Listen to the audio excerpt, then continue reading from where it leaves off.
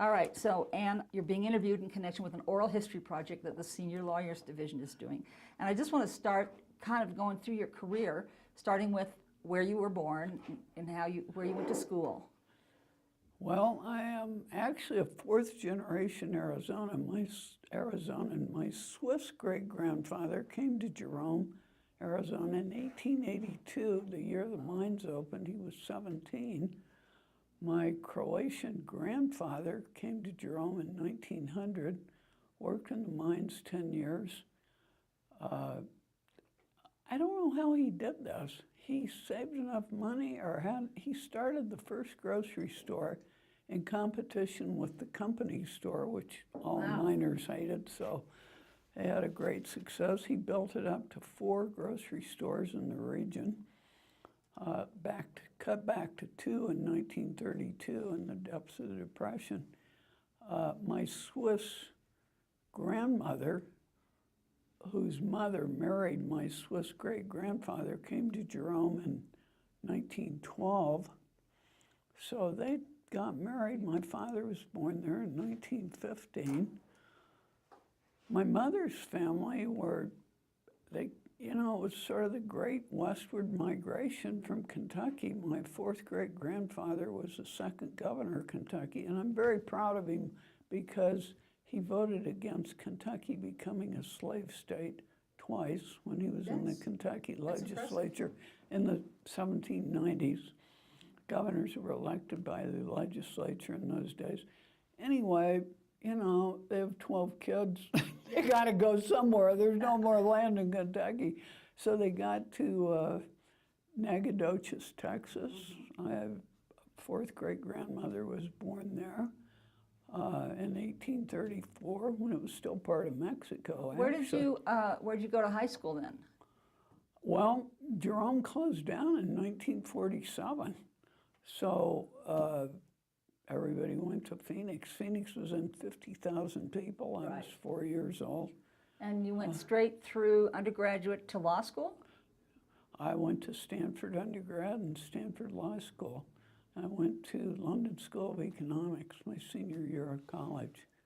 What year did you get your law degree? 68. Wow. How many women were in your class? There were 14 of us. The class before had 6, and the class after had 4. We used to say, we clearly failed. They didn't like us. I don't know. I don't know why you were that a little happened. Female bubble there, yeah. So at what point did you meet Jeff Bingaman? First week of the second year of law school, we sat next to each other in this class, which was horrible. The teacher was just a joke. People used to say, all the other professors were terrific. People used to say his wife gave the school $1 million. Whether that's true or not, I have no idea. But anyway. What brought you two to New Mexico then? Marrying Jeff. We sat he's next from to Silver City, Yeah, we sat next to each other in this class and wrote notes ranking on this teacher and had such a great time. We started going out, and that was October of '66. And then I took the California bar, he took the New Mexico bar. We got married September 14th of '68 after both bar exams in late August. Where did you locate then? Did you come straight to Albuquerque? Well, we stayed in he actually got called into the Army Reserves. So it was Vietnam time, of course, and he was lucky to get into the reserves. He would have been in Vietnam otherwise. Right. And it was hard to do. I don't know exactly how it happened. Actually, I do know how it happened. He is from Silver City, and a friend of his family on the draft board called Jeff in July of '68. He was going to take a trip around the world with his best friend. But this person said to him, Jeff, you better get in a reserve unit. Don't take, he called him up, he said, what are your plans? Jeff said, well, I'm going to go around the world for a year. He said, that's a mistake. You better get in a reserve unit and do it fast. I mean, I think he had advance notice of the draft calls that were coming up. Let me ask you this then. When you started, what's the first thing you did professionally in New Mexico as a lawyer? I worked for Franklin Jones at the Bureau of Revenue. I was his first lawyer when he became Commissioner of Revenue. He was the founder with Judge Sutton of Sutton and Jones, now the Sutton firm. And I did that. Then I worked for the New Mexico AG's office. But the way I got into the Monroe firm, and it really turned out to be the biggest break of my life, basically. Jeff always wanted to get into politics. We loved Santa Fe. We were crazy about it. We said, we got to live in Albuquerque. You know? And the reason we were in Santa Fe, when we got here after the Army Reserves, we were down at a motel on Central Avenue. I see it it's right below the freeway. It's still where it looks just like it did in June of '69. And he got up that morning. He's always eating breakfast out. He came back to the room about 7:30. He said, I read the paper this morning. They're going to have a constitutional convention. I'm going to go out and talk to the AG and see if I can be the counsel for it. I said, okay, great. You know, he drives up here, and the AG then was a guy named Jim Maloney. He later became a judge. And Jeff just walked in. The AG's office was 10 people. I mean, that's how it was until Tony and I expanded into this. I mean, I'm sure it was necessary. I think the world of Tony. He's a good friend. But I mean, in the early days before Tony got elected in 78. And anyway, so Jeff walks in, sees Jim Maloney, and Jim's never heard of him. Jeff doesn't have a resume. He just walks in and says, I hear there's going to be a constitutional convention. Do you have any plans about staffing it? And Maloney says, no, I actually hadn't thought of that. And Jeff said, well, I'd love to be the staff. I said, okay, come ahead. So we moved to Santa Fe, and Jeff had a blast. He just had a wonderful time. I mean, everybody was there, all the lobbyists and politicos and so forth. And but after it was over, he said, well, we got to move to Albuquerque. You know, if I'm going to get into politics, you got to be in Albuquerque. I said, okay, fine, you know. So I've been having a great time with Franklin. I was drafting legislation. He had me testify a couple of times. He was a phenomenal boss. I mean, just a brilliant man, but also great to work for and with. And so I figured, you know, this will be fine. So I asked Franklin to call some people for me, and he said, no, I can't do that, but you can tell people to call me, and I can see why. He would be committing himself to do them a favor if they did him a favor. I mean, I was so naive, that didn't cross my mind at the time. Anyway, so I started trying to get into firms in Albuquerque, and I mean, it was like a brick wall. And I had a friend at the Monroe firm named Cameron Graham, who didn't stay there very long. He'd been in our law school class at Stanford. I think he was there about 2 or 3 years, but I called him up. I said, Cameron, I can't even get an interview. Could you get me an interview at the Monroe firm? And he said, sure, I'll do that. So I went to see Joe Rail. And Rail said, no, we don't have any jobs. There are no lawyer jobs. I said, how about a law clerk? We don't hire law clerks. And so I'm sort of sitting there, and Rail looks at me. And Joe Rail later became one of my dearest friends in the world. I'm not kidding you. I adored the man. I mean, really, I used to come back to New Mexico after we were in the Senate. I always go have lunch with him at the Monroe firm, and he used to get John Cooney in there and other people, 3 or 4 people. I mean, I adored him. He was a phenomenal human being on all levels, smart as could be, and totally tuned in. And Anyway, but I didn't know Joe Rail at the time, of course. So I'm fumbling around. I said, well,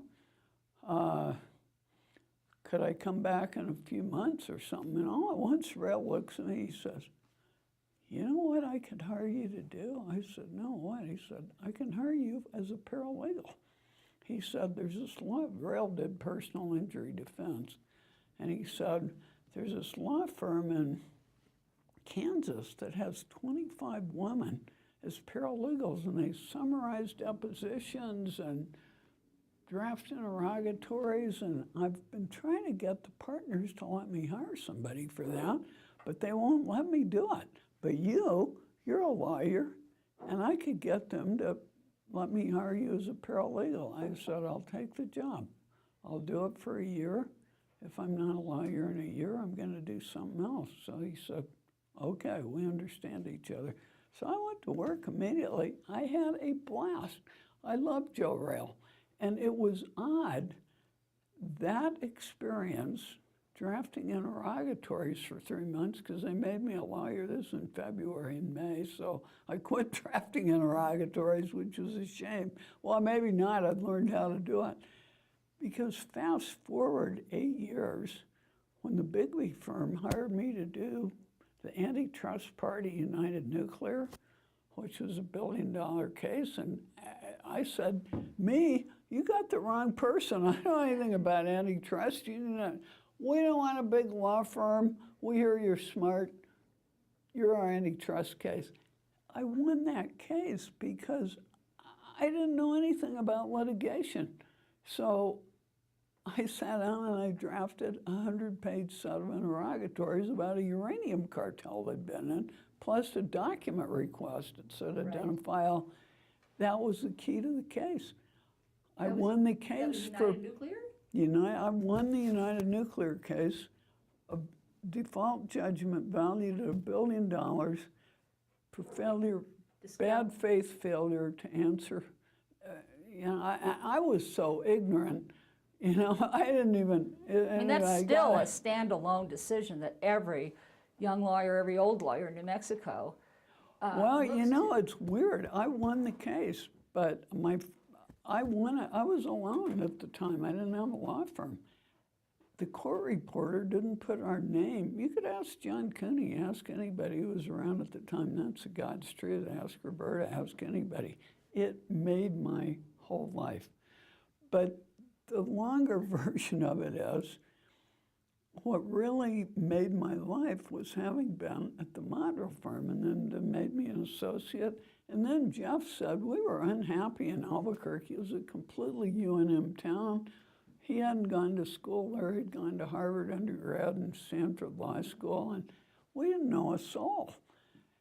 And Santa Fe was so wide open, you just almost walk down the street, see people 2 or 3 times, and you'd see them the 3rd time and say, hey, let's go have lunch. I mean, we had friends like mad. We'd only been here 6 months. In Albuquerque, we were like, it was lonely. Yeah. So we came back to Santa Fe, and I went to work for Franklin again, and did some legislation. Then I worked for Dave Norvell at the AG's office. In October of '71, I was at the AG's office. There were only 10 people at the time. And I'm sitting in my little cubicle one day, no window, and the phone rings, hello. And this voice says, Ann, this is Fred Hart. I'm dean down here at the law school. I said, oh yeah, I know who you are, Fred. What can I do for you? I'd never been in the building, but everybody knew the dean's name. That's about all I knew. He said, well, I'll tell you what I'm calling about. We have 18 women law students, and they're demanding that we hire a woman law professor. So we've been asking around. Everybody says you're pretty good. You want to come apply for the job? I said, sure. When do you want me? He said, how about Monday morning at 9 o'clock? I went home and said to Jeff, you're not going to believe this. I think I'm going to be hired as a law professor. Well, let me go back there before you go on to the law and ask you about, because young women lawyers, I came into the profession in the 80s. The Ann Bingaman model law firm story is, just apocryphal now.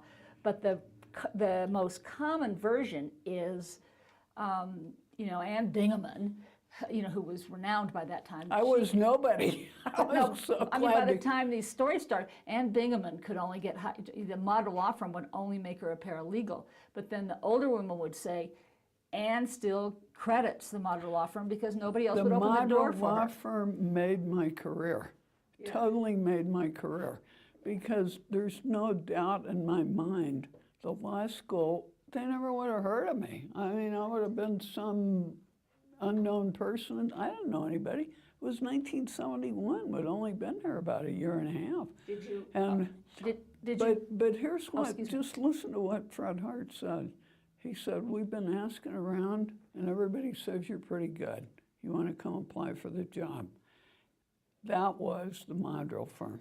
Unquestioned. Right. I didn't know anybody else. I mean, really, no, there's no question about it. The Mondrill firm totally made my career. They opened the doors when nobody else would. Yeah. Even though they just let you get your toe in. Well, at that first. was okay. I tell you, I loved Joe Rail. I really did. He and I were, I don't know, it's funny how similar we were. You wouldn't think so, but we were. He was a very straight talker. I'm a very straight talker. Very We never litigator. had a very harsh word. He'd tell me something, I'd go and do it. I mean, I adored Joe Rail. I really did. What did you teach? What did Fred hire you I for? first taught legislation and real property and trusts and estates, and then they let me teach con law, which I absolutely loved. I got tenure. But I tell you what was the most interesting, or most significant, I guess I would say, thing at the law school. I started in January of '72.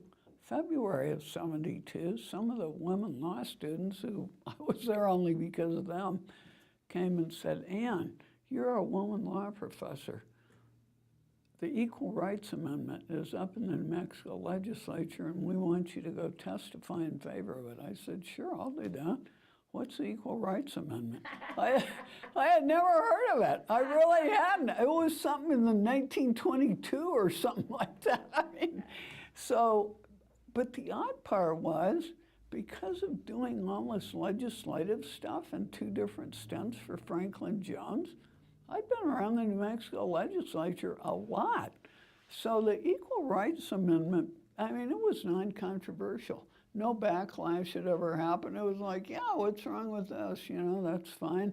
It passed. I testified a few times, but I mean, there was no hubbub about it. A group of 6 women, I was one of them, trying to think of this woman's name. Her husband was a professor at the UNM, the main campus. 6 of us formed a group to give speeches about the Equal Rights Amendment. I personally gave 90 speeches. Now, these were not like hundreds of people. Nobody was, we'd go to Kiwanis clubs, Elk clubs, any place who would take us, would say what it would do and why the time had come and this was a good thing, and it was so forth. So anyway, it was fun. Vivian Boyle, that was it. Her husband was an economist at UNM, B-O-I-L-E. Gerald, his name was Gerald, or he called him Jerry Boyle. I didn't personally know him, but there was this tiny group of women who were like, so anyway, so the ERA passed. Well, I then started thinking, there was a young guy, I'd been around the legislature so much, the Legislative Council Service. There's a young guy named John Anderson who had just come here from the state of Washington. And he must have been 26 years old. I mean, I was all at 29 or 30, but compared to 26. And so I went to Joe Wood, who was then a judge on the Court of Appeals, and he had written the only book on New Mexico community property law. And everybody called him Joe. I mean, it seems sort of crazy, but that's what people called him. I might have said Judge Wood, I don't know, but I went to see him and said, this is a problem. You know, there's this very young guy at the legislature. This is the basic law of the whole property rights in New Mexico, oil and gas, real estate titles, everything. I said, I'm concerned about how this is going to come out. What do you think I should do? He said, here's what to do. You get Jim Sperling, you get John Cooney, you get Marshall Martin. No, I don't think it was Marshall. I think it was Bob Poole. John Danfelser. I forget, there was one other. Lou Cox from the Hinkle firm, who was in Roswell at the time. And well, it was always in Roswell. And he said, you get that group and you offer to help this young man and redraft the community property laws. So I said, great. So I called them all up. They said, fine. I mean, you can ask John about it. That's exactly what happened. And we spent, I don't know, 6 or 8 weeks. And it's never been challenged. It's never been amended. It's called the New Mexico Community Property Law. That was very simple. And there was one already in existence? no, it was all case law. Ah, okay. But the trouble is, the case law was now unconstitutional. And if you didn't have a statutory law right away after the amendment had passed, you'd have a long series of litigation to overturn these old cases, you know. When is a wife's signature required? Can a wife convey property? And, you know, whatever. So no, it was necessary. It really was. It would have been 5 years of, you know, uncertainty and blah, blah, blah. But anyway, so then we went on and cleaned up some other statutes, and we all became, well, I knew all these guys, but John's a great guy. And, but because of that, I'd been around I don't know, it was just very familiar to me. Right. I don't know, because of Franklin. You know, it's really a small world, you know, it's just regular guys, whatever. Right. It's not any big deal. So how long was your tenure at the law school?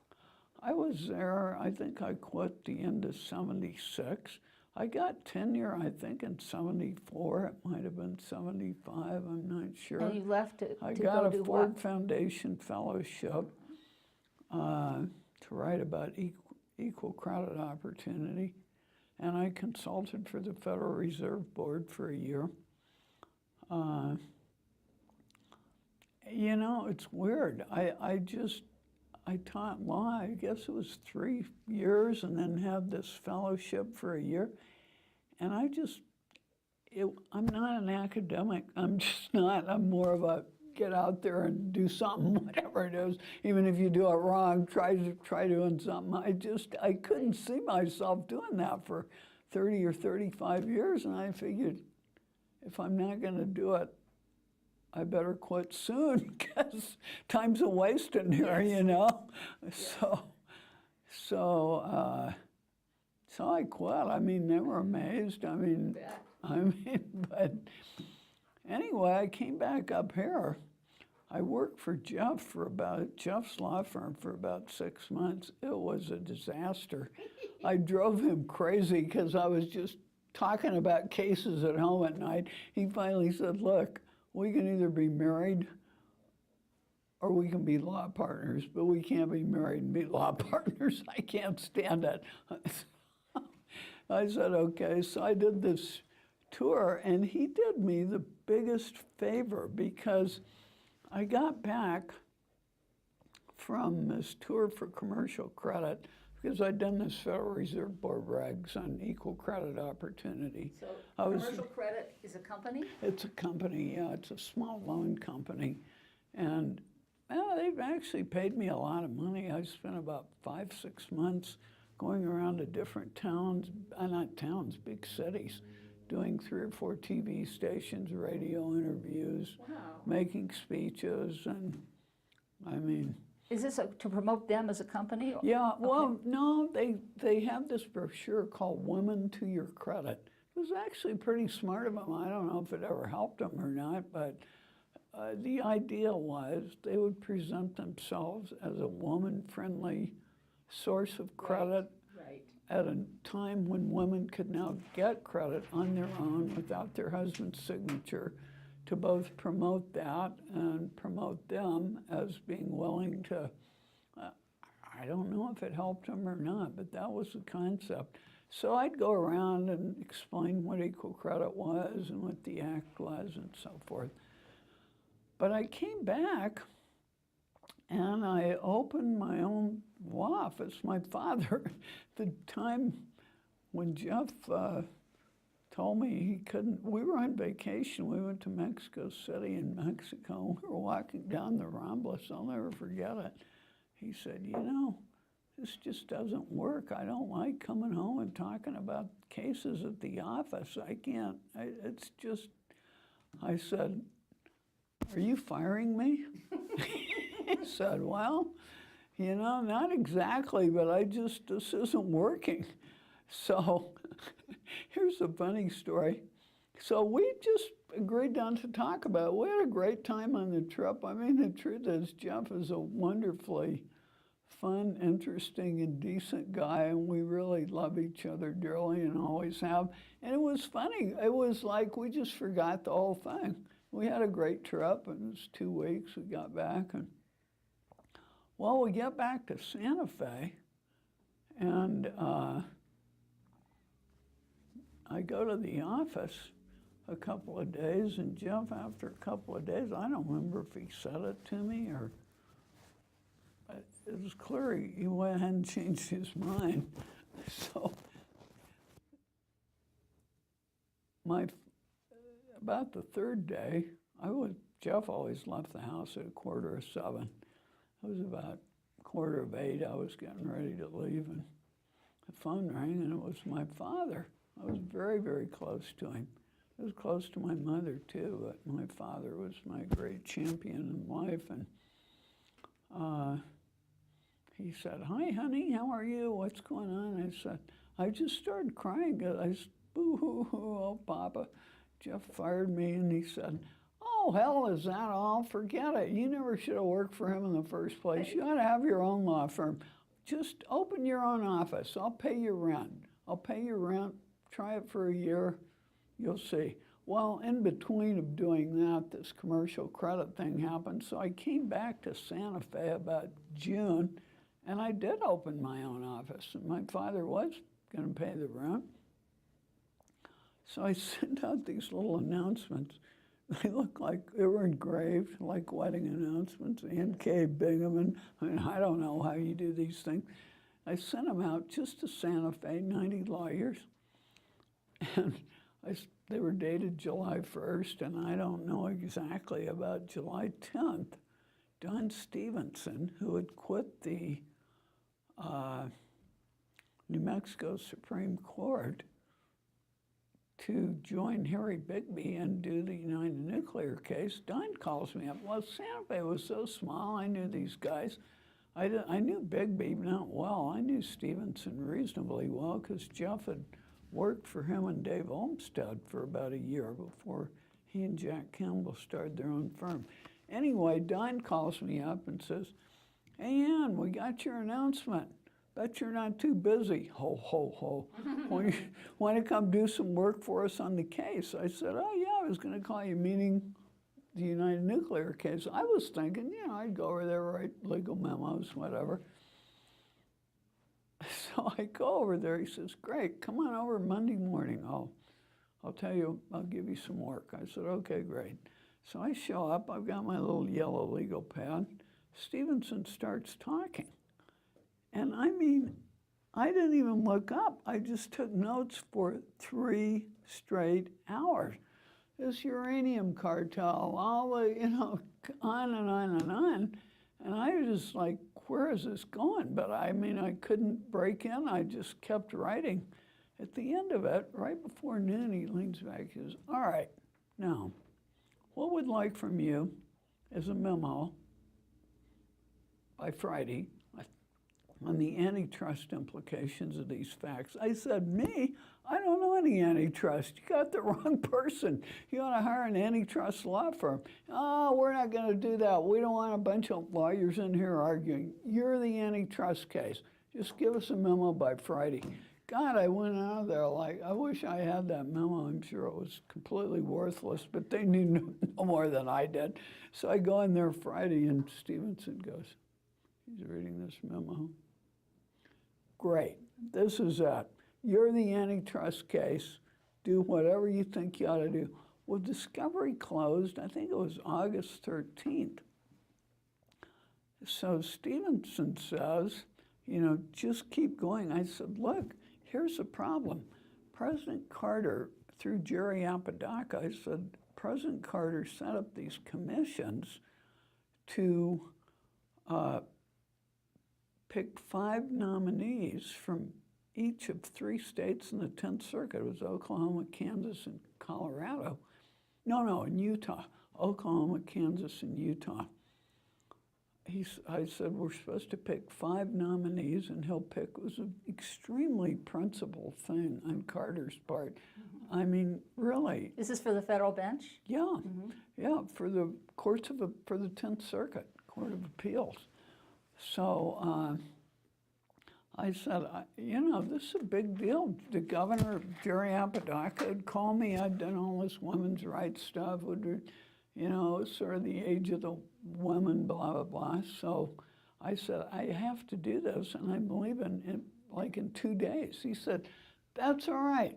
Just take as much research as you can take with you. Just, we want you to be the antitrust case. Well, so I go on this trip. It was like, it was like close to 2 weeks I was gone. I had this cardboard boxes. I was shipping his luggage, briefs that he'd given me to read in the case, other stuff I'd come up with. I'm in the hotel room every night. I didn't go to dinner. I'd order room service and read cases, and I mean, it was out of control. Well, so this goes along. We interview 14 people or something like that in Oklahoma, 10 in Kansas, and we go to Utah. Well, we sit there in Utah, and by the way, just for the record, the Utah bar is incredible. It is like the New York City bar. I mean, and the quality of the briefs, I guess it's because they're all Mormons, or they aren't all, but I mean, it is unbelievable. It was like Oklahoma briefs would be 10 pages to a federal court. Utah, there'd be 150 pages. I mean, hundreds of citations. It was incredible. Anyway, so we get to Utah, and you know, these guys, all guys, I didn't even know if there was a woman. There was a woman. In fact, these other 2 women and I, this gal, in fact, Carter picked her, Stephanie somebody from Oklahoma, and she got appointed to the 10th Circuit. Right. And the men knew she was going to be appointed, and they were dead set not to have her. And us 3 women, we were like, she is the best qualified. We're not leaving this room till you put her on the panel. They knew Carter would appoint her, and he did appoint her. I've forgotten her last name, but I used to see it, Stephanie somebody. Seymour. That's who it was, Stephanie Seymour. Anyway, so we get to Utah, and all these incredibly impressive people come through, and you talk there an hour, and there's our group, and we all know each other like family at this point. I flick back on this, I cannot remember why I would have, out of all these really impressive people, there's this one guy named John Flynn, who's a professor at the University of Utah. He just was so impressive. I got up after he finished. I followed him into the hall. I said, I'd like to hire you to consult on an antitrust case I have. He said, is that proper? I said, I'll disqualify myself from voting on you. I said, really, I want to hire you. Meet me downstairs at 5 o'clock. What could he say? So he did. So when I met him at 5 o'clock, here was my first question. This is how I mean, I've been all of about 10 days, I mean, without much time, but I don't know any antitrust. So I say to Flynn, here's my problem. We have this uranium cartel that's fixing prices to nuclear utilities all over the world, and they bought up our production, but we're producers. So how are we hurt by a cartel that fixes prices to utilities and hurts consumers? He said, oh, that's easy. He said, a cartel has to control competing supply. If they don't buy up all the supply on the market, then they can't fix prices. So he said they have to corner the market. I said, oh, that's obvious, but I mean, anyway, so Flynn and I became good friends. And, you know, I hired him, but I got back here, and I mean, I'm madly writing interrogatories, and I mean, I'm not thinking about Flynn. That was my huge question, and I was going to get to the trial started October 31st. It was like 2.5 months, basically. So I guess it's 3.5, August, September, October, 3.5 months. So since, you know, I could turn out 100 pages on a fender bender, I could certainly write 100 pages on a uranium cartel. So I go to the library and dictate literally 100 pages of interrogatories, and the last question is, when was identify every document relevant to this request, and file a, you know, accompanying document request, produce all documents identified in your answers to interrogatories. So these guys go crazy on the other side. It's like the Bigby firm, I just filed them and signed them. I mean, it was so out of control. It was going to trial. They didn't care. They didn't want to see anything. I just signed them and filed them. I'm sure I said, is it okay? Sure, it's okay. Go right ahead. So within about a handful of days, they filed an objection that this was harassment because discovery was closing. I forget what day discovery closed, but it was September 14th, or I don't know. But it was coming up. It wasn't, you know, the case had been going on 2 years, so they were making the argument, these guys have been laying behind a log here, we're almost to trial, now they're filing 100 pages of interrogatories. But Judge Felter, I don't know if you ever, he was a smart man, and he just, with a complete poker face, denied their effort. I went over and argued it. So the thing proceeds, and they file an act of state. You know, they were compelled to do this, which was complete absurd. You know, it was ridiculous. So that was, and by this time there was all this national press. That act of state motion was written up in the New York Times. Act of state? In antitrust, if a state, like either the state of New Mexico or a country, has compelled somebody to do something, passed a law and said, you have to do this, it's a complete defense to price fixing or other. And so their theory was they had tried to get governments involved, but I mean, it was, anyway, there was an act of state motion that before we went to trial. Anyway, these interrogatories, so then these guys, they filed these totally worthless answers. So I filed a motion to compel. And a guy comes out, Howery and Simon is who had been, which used to be a big antitrust firm in DC. I don't know if it still exists, to tell you the truth. I mean, I quit practicing law. It was still existed in the 90s. I don't know if it's still around. But anyway, they sent one of their top people, one of the 4 top people in the firm named John Bodner, to argue the case against me. And meanwhile, before the arguments, I'm trying to remember. Oh, I know what it was.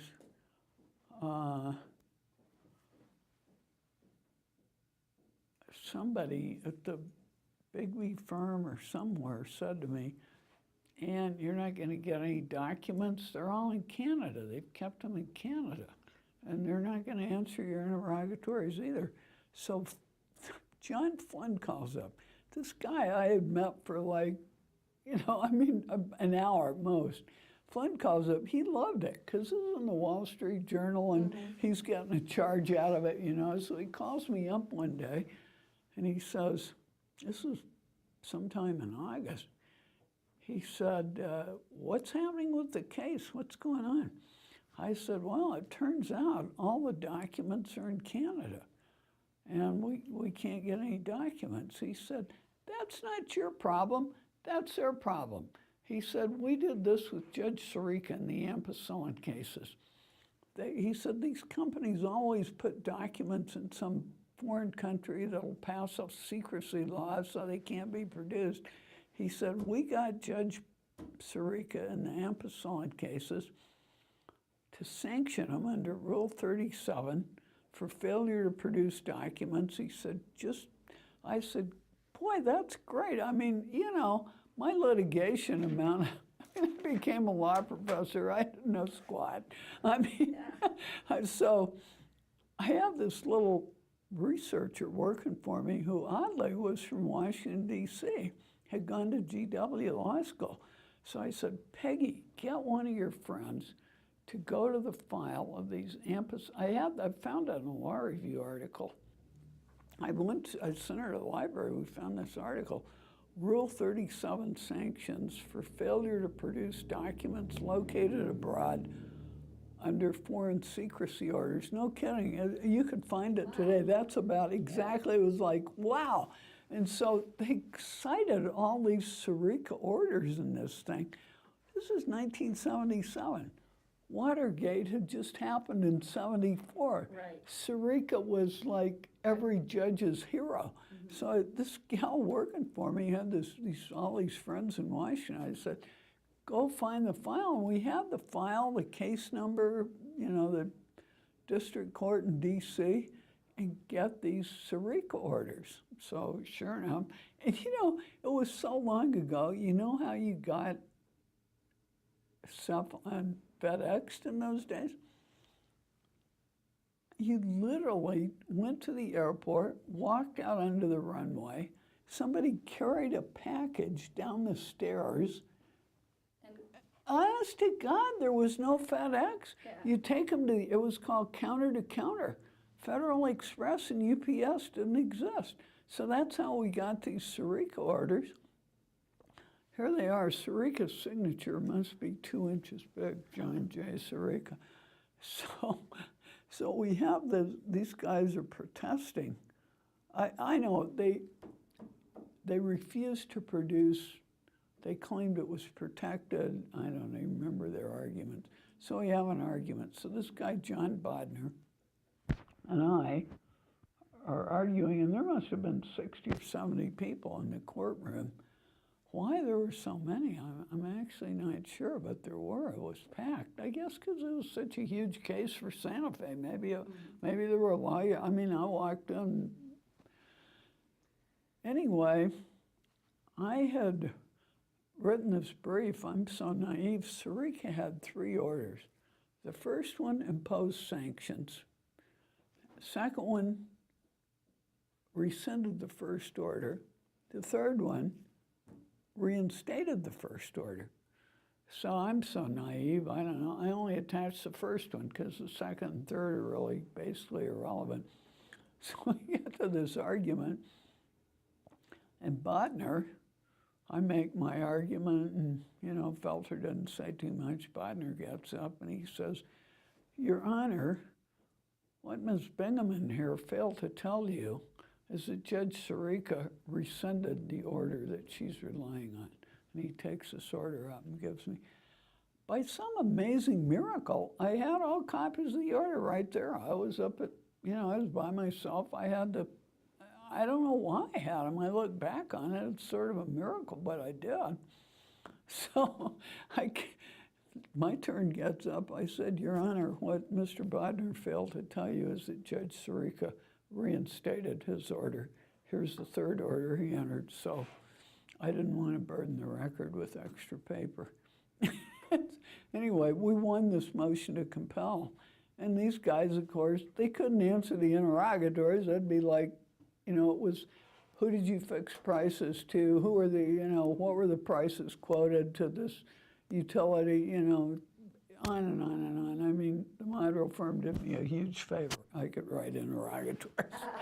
And the reason I knew anything about the cartel, weirdly, is this group, Friends of the Earth, Yes. had broken into, there were members from the 5 uranium-producing countries in the world, which were Australia, South Africa,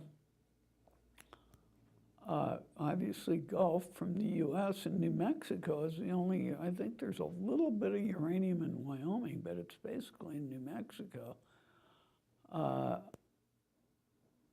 England and France. Now, why they were members, I don't know, but they were. Anyway, the Australian producer had copies of the minutes of this cartel, and how these people knew about it, I don't know, but they broke in the middle of the night to this uranium producer's office, photocopied like, a stack of documents like this, like 2 inches of documents, but it was enough. They were minutes of cartel meetings. They were always outside the U.S., and they'd say who was in attendance, what they voted on, what the price was going to be to this utility, who was going to And who got these minutes to you? Huh? How did you come into the Well, possession? they made them public. That's when the Bigby firm hired me. These things had hit the national press. The Moss Committee in Congress and the House, some antitrust committee, June 28th, before they hired me about July 10th, had a hearing on this uranium cartel. Nobody knew about it until then. Whoever did this Friends of the Earth, they got it to the U.S. Congress, which in fact never did anything about it. So anyway, that's why I got hired, but I therefore had these documents, That's how I wrote the interrogatories. No, you could write a book out of this, actually. It was so totally Well, then what was their final step that caused the default to be entered? Well, I filed a motion to compel, and we won the motion to compel. Well, then, under Rule 37, you can get default judgment, find all facts provable from documents not produced, and sanctions, and I don't remember. But so the motion was do all of the above, whatever's in Rule 37, we won all of it. So Felder comes back and enters this order saying, okay, tell me what facts are provable from Canadian documents. Well, since I had been a paralegal, was another thing. The first thing I did when I got this incredible thing from the Bigby firm, I went over to a secretary at Jeff's who was very smart and said, do you have any friends who are really smart I could hire as paralegals? And I heard these 2 guys, and they were incredibly smart. So they were all over everything. So when I get this order, file a brief within 3 weeks, all facts provable from Canadian documents, these 2 guys and I sat in my office for like a week at least. And we came up with these 12 Gulf and its fellow cartel members had a monopoly of world uranium resources and engaged in a cartel that are, we had like 12 or 15 of these final facts of the really, I just wrote it from Rule 37. I didn't have anything in my mind when I wrote it, what facts are provable. But we had enough, and these guys were so smart. They knew enough. The three of us sat there and came up. They would come up with the documents. I would type out the brief. And we wrote, I think the brief was at least 100 pages. There were like 1,200 exhibits. I mean, it was just, and they couldn't answer it. We filed it like the 22nd of December. If they answered it, they said something. The answer, it was amazing what they filed. It was just garbage. And Felter had the guts to default them, to issue as orders all the findings we requested. I mean, it was, and the case was over. I think the order was issued, I think it was March 3rd. I'm pretty positive, March 3rd of 77. And, you know, I don't have any, it was all out in our barn in Santa Fe, and, you know, I figured it was irrelevant, but I've been thinking this stuff all has to be. We should do something to preserve it. Yeah. Yeah, we really should. Yeah, well, it's somewhere. I'll make a note of that. Well. So they appealed and they lost. Yeah, no, they lost in the New Mexico Supreme Court and then cert denied by the U.S. Supreme Court. So then they sued United Nuclear for something else, and I was out of it at that point because then I was like all these other companies who had sold all their, there were like 5 companies. They were like, who is this woman? Yeah. You know, well, let's hire her.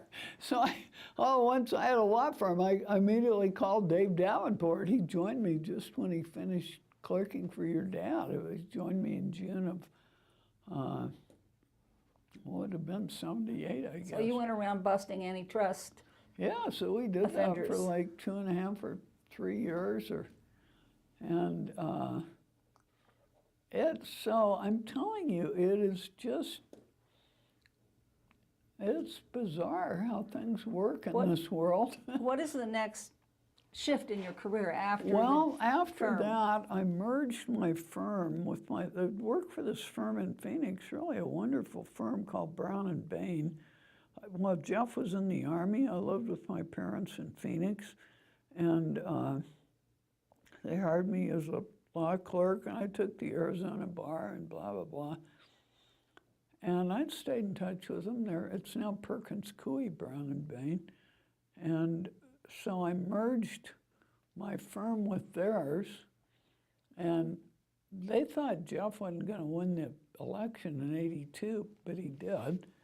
And he beat Jack Schmidt by 8 points. That's a story all in itself. Jeff grew up with Jack Schmidt in Silver City. He knew him his whole life. Do you know anything about Jack Schmidt or who he was? I do, yes. I taught swimming to his youngest son. Is that right? It's a small world.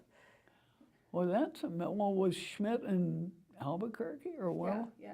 I don't think I even knew that, to tell you the truth.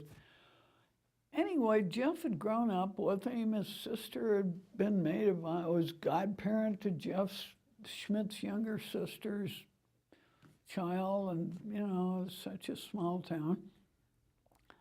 And when the night Schmidt beat Joe Montoya, I mean, it took me like 20 years to wake up to the significance of this one sentence. Jeff literally said to me the following words: Jack Schmidt does not belong in the U.S. Senate. I didn't know Jack Schmidt. I didn't know anything about it. I didn't even say, why do you say that? I mean, he said it, and, you know, I didn't. And I realized later, it took me longer than it should have, I guess, to tumble to all this. Jeff ran for, that was November of '76.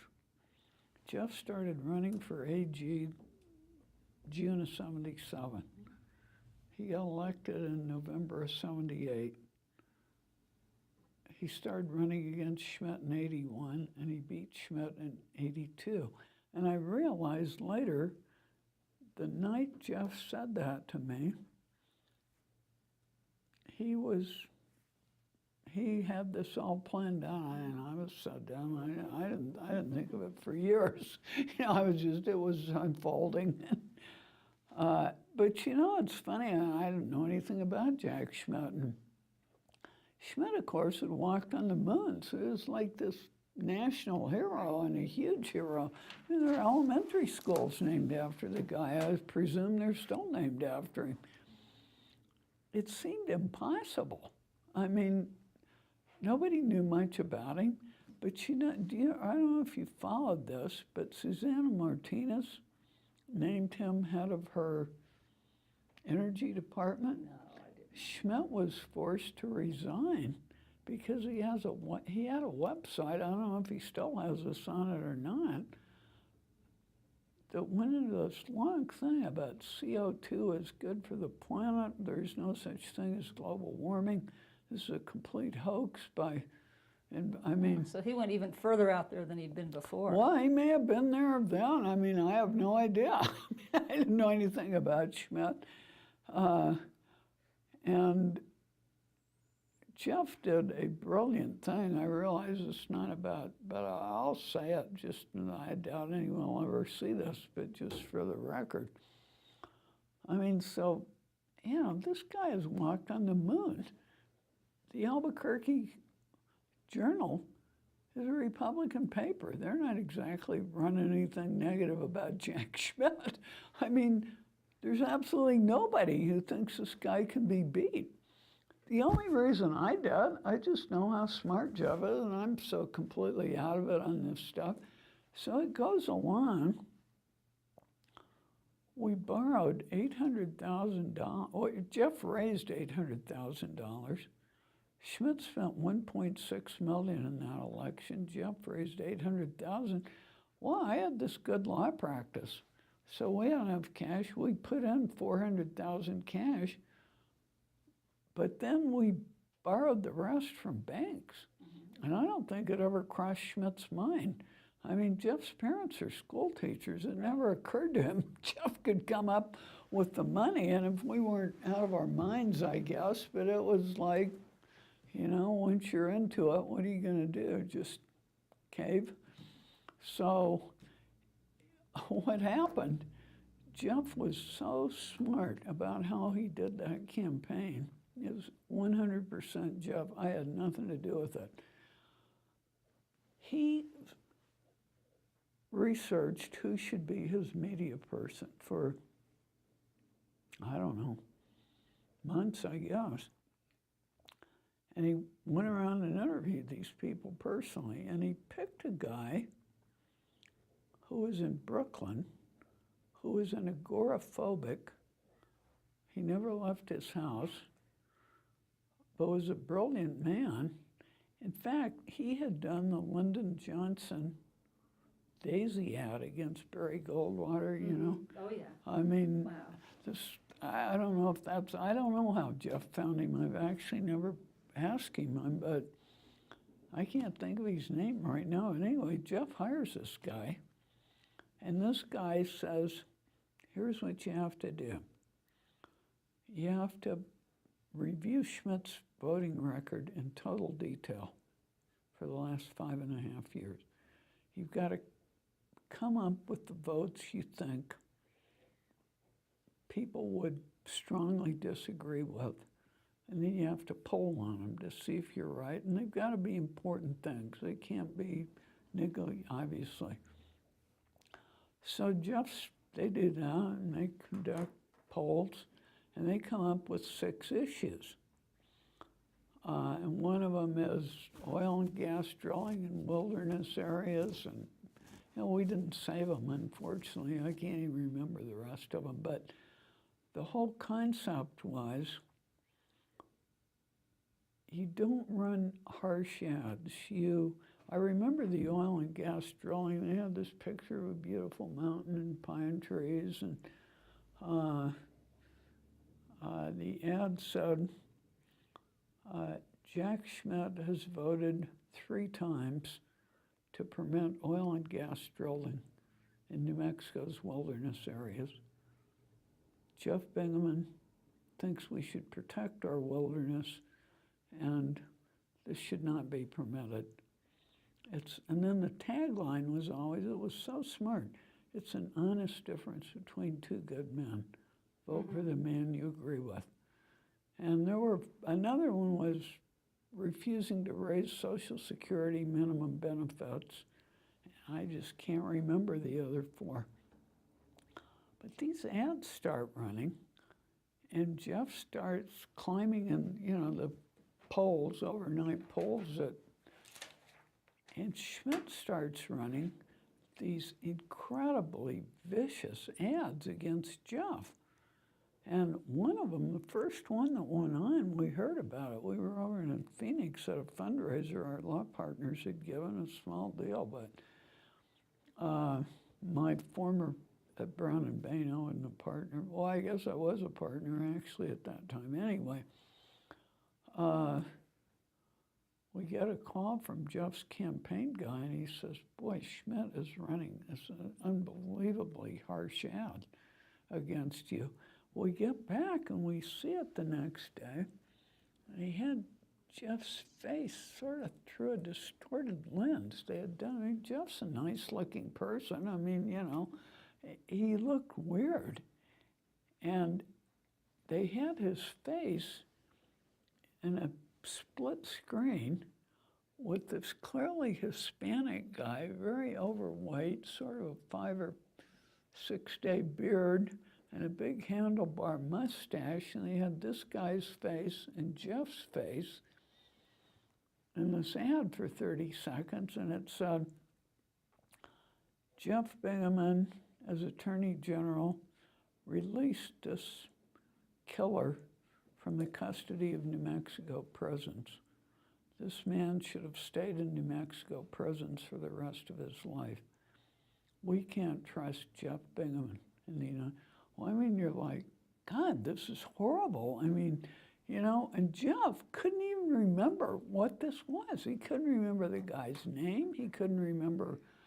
Well, they went back through all their files at the AG's office, and it turned out the guy was doing a life sentence for murder in New Mexico, and the feds had requested that the governor that he be released to federal penitentiary in Texas so that he could testify against a guy who had killed a federal judge. And this guy had been in the same cell with him and had told this guy he'd killed a federal judge. I used to know the federal judge's name. It was in Austin. I can't remember. Anyway, they wanted this guy in New Mexico to testify that, yes, so-and-so, and I'm sure they were giving some years off or whatever. And so what was in the files was a letter that Bruce King had written Jeff saying, the United States government has asked us to release Joe Blow to federal custody so he can testify. Am I permitted to do this? And Jeff, there's a New Mexico statute that says you can serve the remainder of your term in federal prison if the governor wishes to send you to.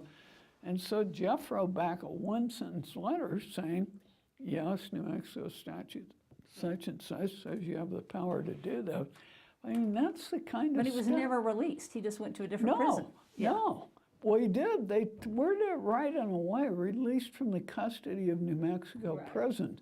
But, who knows what this is? It sounds like, and of course the Attorney General doesn't have the power to get people, but the way it's stated, it's like, wow, your immediate thought is, God, they must have paid him a huge amount of money to do this. I mean, anyway, there were several more of those. And it turns out Roger Ailes was Schmidt's media advisor. Of course, I had never heard of Roger Ailes. I don't even know how we found that out, but we did. And Jeff is running around. I mean, he's all over the state. There are no cell phones, there are no pagers. He's out every night. I mean, I had my little law firm, 4 of us, 5 of us. I mean, meanwhile, the guy who cut these ads is an agoraphobic. It's like us chickens are answer. You know who helped me in this? R.E. Thompson. I bet. R.E. came down. He cut an ad for Jeff. It was good. I mean, we had Vern Payne helped us, and I mean, my little law firm, we were having a blast coming up with these ads, and then my lawyers who didn't know any more about media than I did, they're go put these people in front of a camera to someplace in Albuquerque and would run these ads off. It was crazy. I have never had more fun in my life. Well, how many points did Jeff win by? 8. 8, that's what I thought. 8. Yeah. He just killed him. Then you were off to Washington, right? Yeah, but I have to tell you the last part of this, Oh, which sorry, was yes. I loved. Election night at 5:30, Jeff's parents have come up from Silver City. My mother and brother, my father had died 2 years before, 3 actually. You know, we're all having dinner. We always stayed at that airport hotel. It used to be called the AmFac. I don't know what it is now, but we have sort of a sentimental attachment because every election night somehow we've been there. So yeah, we were there having dinner. And at 5:30, there's a TV set in the restaurant. And in those days, they used to call elections before the polls closed, just based on exit polls. So the national news had called this thing for Jeff at 5:30, which we didn't expect at all. We thought it'd be 11 or 12 at night before we knew what was happening. And some national reporter, or some reporter for one of the national networks, was at Schmidt's headquarters. He was standing there with Schmidt after they announced this, and he has a microphone. He says, Senator Schmidt, the national networks have just called the election for Jeff Bingaman. Did you expect this? And he hands Schmidt the microphone, and Schmidt looks into the camera. He says, it never crossed my mind. That is a good coda. Well, so did you go off to Washington? Did you close your firm? I had it open for a year back there in a one-person office. It was a disaster. I flew back to Phoenix Christmas of '83, and I said, I'm not doing anything. I don't know anybody in Washington. This is not the real world, you know? I gotta quit and get into real life here. I'm never gonna develop a law practice back there. I just quit. I mean, it was not reasonable. What was your next professional position then? I went, this firm of Supreme Court clerks wanted to hire me thinking I could, there were 6 of them. I think they thought I could bring in business because of this. And it was just, these guys and I were like, they were very nice people, very smart, obviously. It was like, we were from different planets. I mean, we never had a harsh word. But after 6 months of that, I said, so then I joined Pal Goldstein, where a law school classmate of Jeff's and mine, it was an Atlanta firm. Stu Eisenstadt was head of the office. He had been President Carter's domestic policy advisor, and there were 12 there, or 13 at the time. It was great. I had a wonderful time, and I developed a practice and did a case, big case in Florida. And Antitrust still? Fine. Yeah, yeah. And then it looked like Clinton was going to get elected. And I just, you know, I didn't know Hillary Clinton. I certainly don't, I mean, I have nothing in common with them. But I knew her background, and I just thought, she is going to want women in the government. I think I can get this job. Meanwhile, because we had been $800,000 in debt, Jeff raised back $400,000 of it and said, I'm not raising any more money, we'll just write it off. I said, do you realize what $400,000 after-tax money? I'll raise it. He said, okay, you raise it. So I got this little fundraiser, and there were just these Democratic lobbyists around, and I'd have breakfast, call them up, say, could I have breakfast? Could we do a $5,000 fundraiser for us? Breakfast, 10 people, $500 each. I'd say, oh, sure, you know. And so I'd go to the breakfast, and so we raised it back. I mean, it took a bunch of these, but, you know, we didn't have any money, $400,000 after-tax money. This, in 1984, 5, this is real money. So, and then, because it had worked, Jeff said, well, why don't you do that again for the 88 race? You know, it's coming up. So the same group of guys and I, we, you know, did the same thing again. So how much would that be? 5, 20, 80. It would take 80 of these little breakfasts. But it wasn't hard. You'd be through by 9 o'clock and go to work. I mean, there was nothing hard about it. And I had a little gal who would send out the invites. And anyway, so I did it 2 different cycles. And that is the only reason I got this job, I think, the antitrust job, which totally changed my life. I just knew all these guys. They'd all been Democratic staffers, and they were lobbyists. They were very decent, nice guys. So I decided to try to get this antitrust job because I figured Hillary would want women in the government, you know.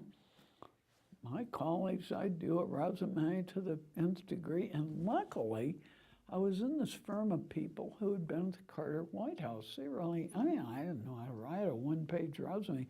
I took it to Stu's best friend and, you know, another lawyer who had gone to Yale Law School and been in the White House with him and blah, blah, blah. A guy named Cy Lazarus. And I said, you know, and I had gone to Stu and said, in the firm, obviously I would never, I had to have the firm agree that I could do this. And they said, sure. And so I take this resume to Cy, a 1-page resume. And I don't know if I'd ever even had a resume, frankly. In New Mexico, you sort of didn't need one, you know? Yeah. I mean, and Cy looks at this, he says, this is pitiful. You don't have any of the cases you've tried. You don't have any. He said, have you done any women's rights stuff? I said, yes. Why isn't this on here? I mean, Cy, you know, Cy Lazarus, okay. Lazarus. His family has a Lazarus department stores that he's been in Washington forever, but in Ohio, I think.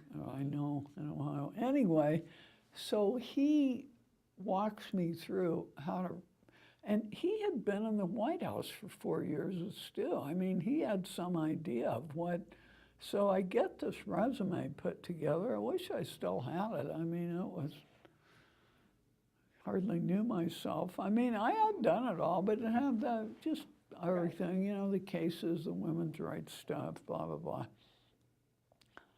So I start faxing it around to my lobbyist buddies, who I'd call them first, say, I'm trying to get this job, head of the antitrust division, and I'll fax you my resume, and, you know, if you know anybody you could talk to help me out, that'd be great. And they'd say, okay, great.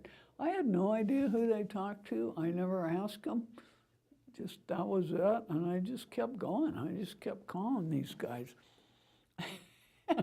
When I realized I might be in okay shape, sometime in April, this woman who was a New York Times food editor, who we knew, who was a big party person, she's having a party at her house on a Sunday, like 5 to 8.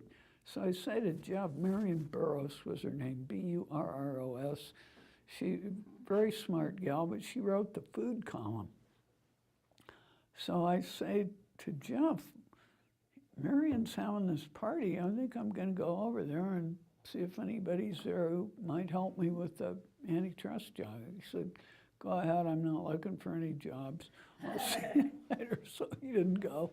I said, great, I go over there. Well, so who is there but this woman named Milan Verveer, who I had never met, but she was the talk of Washington. She is Hillary's top assistant. So that is great. So there is a line of about 20 people waiting to talk to Milan. So that's fine, I get in the line. I stand there, hour and a half. It was some time before I got up to see her. I got up to the front of the line and I said, "Hi, Milan, I'm Ann Bingaman."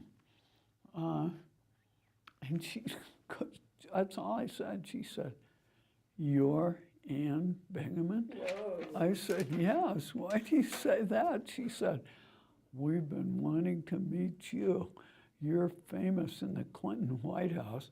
We want you to write a book on how to get a job in the Clinton administration." I was like, I'm not kidding. That's exactly what she said. So the job was already going to be yours, right?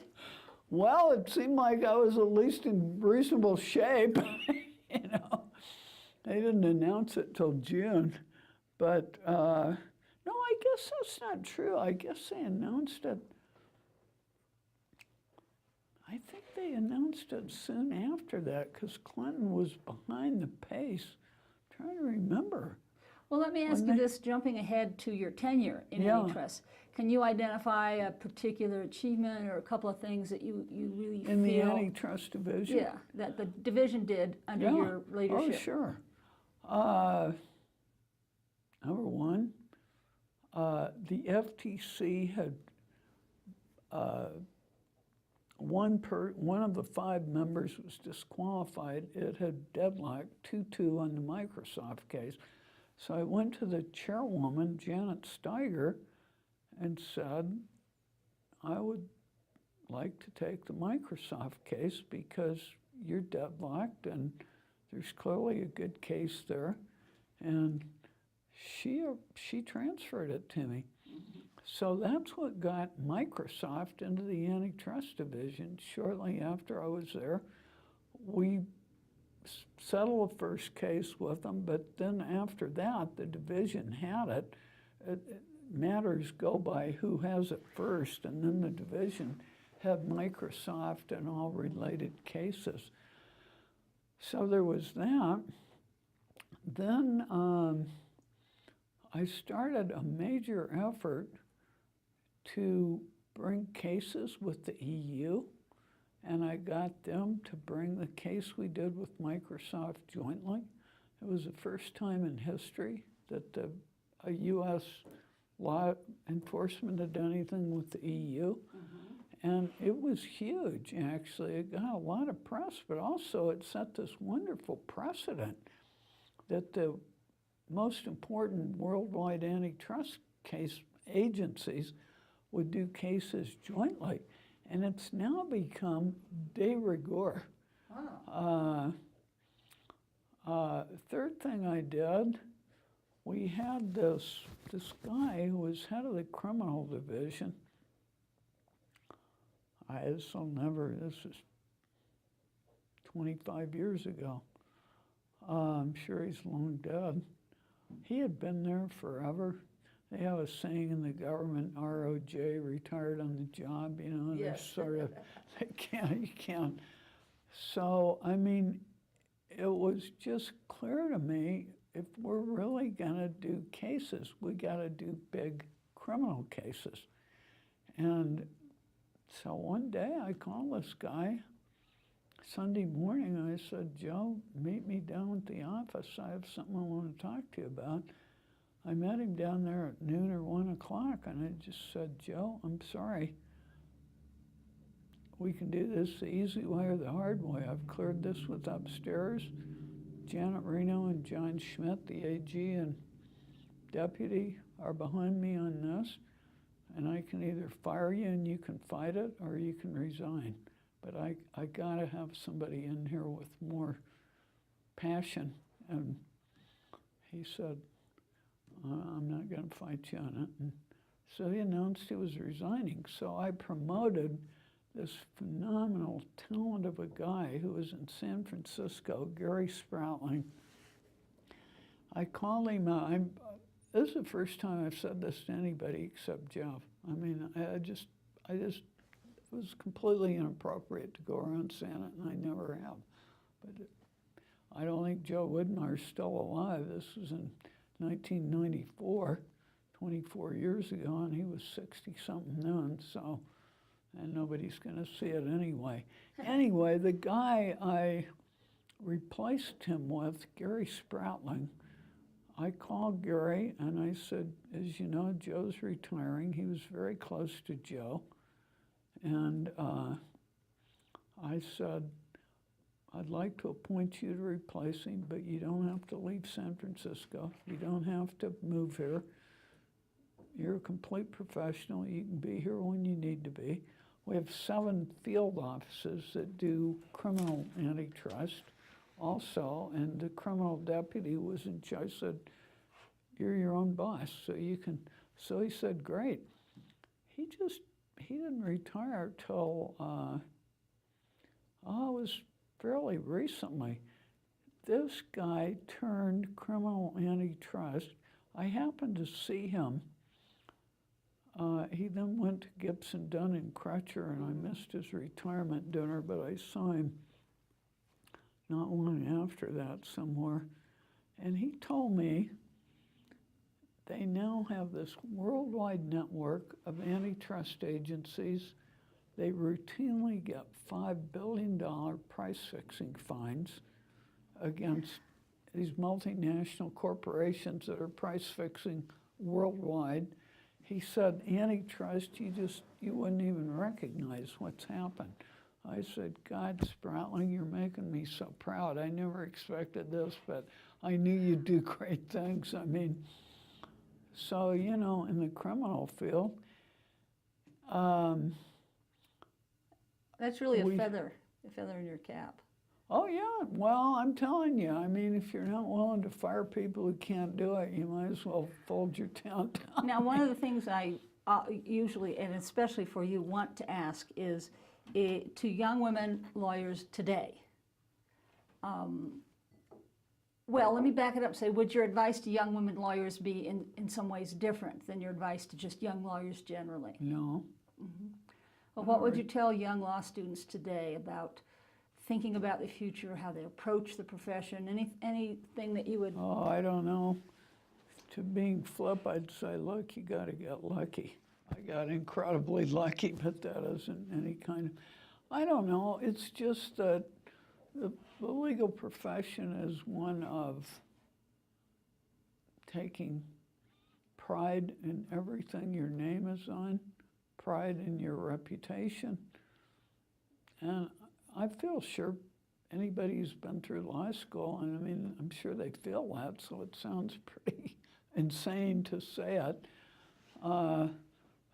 That would be the main thing, I think. I mean, obviously lawyers are going to do the best by their clients they can. I mean, I don't know what I'd say, to tell you that's, the truth. I think, worth saying.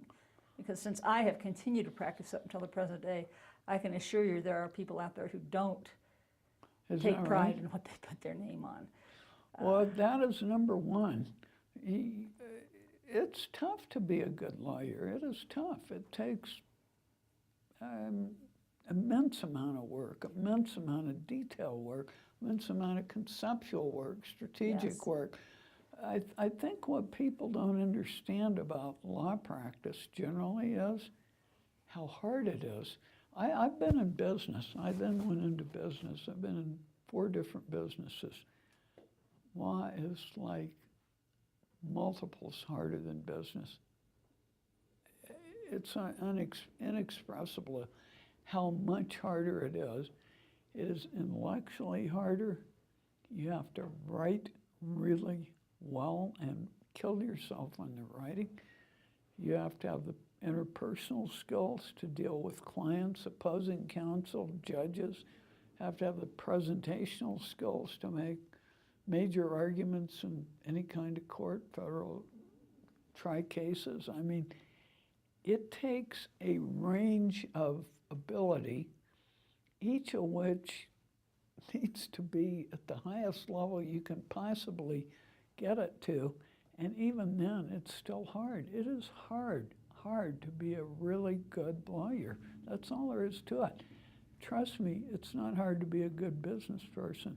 So if I'm one of those young lawyers and I'm saying, well then, why shouldn't I just go into business? What is worth it about practicing law or being a lawyer that offsets how difficult it is?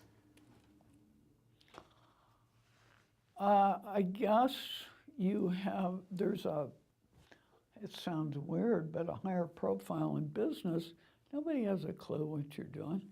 I mean, businesses are very insulated, closed entities. You don't have any idea who's making the decisions, what's going on. The CEO may take credit for things. In fact, he or she has never done. Usually he, unfortunately, still. Law is not that way. You are on the line totally. And people know, your clients know, other lawyers know, you'll have a reputation. It's a much more personal and much harder, personally harder profession. The standard you have to hold yourself to is much higher. In business, you know, frankly, it's simple compared to law. It's just brain dead simple. You know, it's not that 3 o'clock in the morning. Oh, not even close.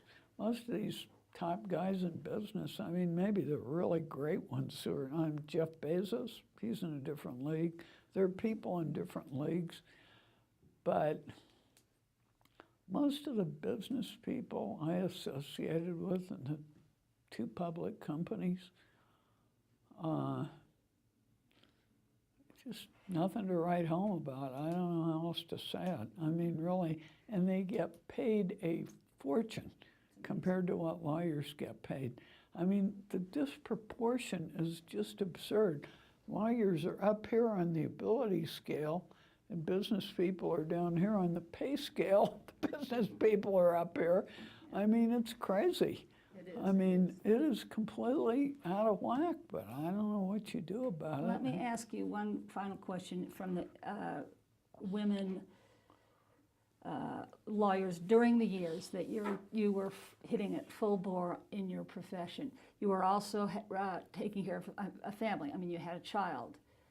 How was that balancing? How did that affect you, and what would you say to young women who are going to dive in and try to work as hard as you worked and still have a family? Well, honestly, I mean, I was so committed to law practice. I had our son by cesarean. I went back to work full time on the 11th day, 11 hours. I mean, I guess I could almost, now there's one good part about that. Jeff and I have just never gone out much. I mean, we're homebodies.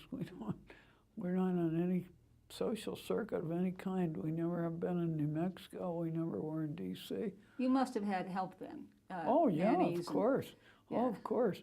When John was born, we had a Hispanic couple who are just marvelous, wonderful people. We have a guest house at our house. It's the same house where we live now. It's a rundown, dilapidated place, but it had a guest house. It's been fixed up.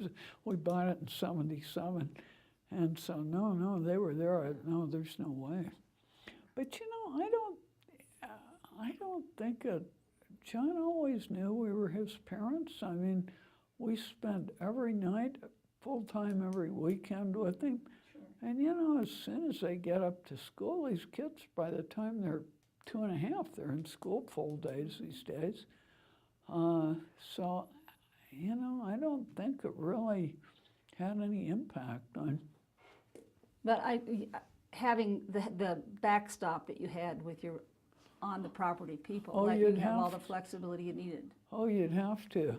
Or if not, you'd certainly have to have somebody come in and be at the house till 6 o'clock every day. So I'm going to distill that into when you're working, but when you're not, you're spending time with your family. Totally, that's all. It's either on or off. Oh, I don't know. I don't know why that is. We just like being at home. We like each other. We wanted to be with John.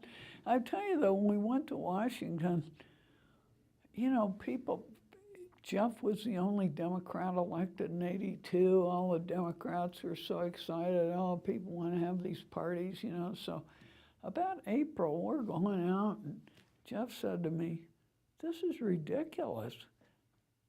John's at home alone. I'm not going to any more of these parties. We don't have to do this. I'm just not going to do it." I said, "Okay, that's fine with me." That was it. Well, I From understood then that Barack Obama was rapped quite a bit for taking basically the same position, you know, in the evenings, You know, I'm the with truth, the family. it's, pardon my French, all bullshit. I mean, it's really a bunch of lobbyists. I mean, that's exactly, in fact, what Jeff said after about 2 months of going Oh, to that circuit? these parties. Yeah, Jeff said, "This is ridiculous. I'll see anybody who wants to see me. It might take them a week to get on my calendar, but they'll have a better meeting with me than they would in a party. And they can just call my office and come see me. I don't have to go out at night to have guys lobby me. That's just ridiculous. We need to be home with John." So, That sort of cast the die, didn't it? yeah, no. Well, that's what we'd always done in New Mexico, so we just quickly reverted to form. I just have to tell you, Ann, how much I appreciate you just laying this all out, and your recall of these details is astounding. Oh, I love the life, you know. Yes. I didn't prepare, frankly. I mean, well, how could I prepare? That's right, yeah.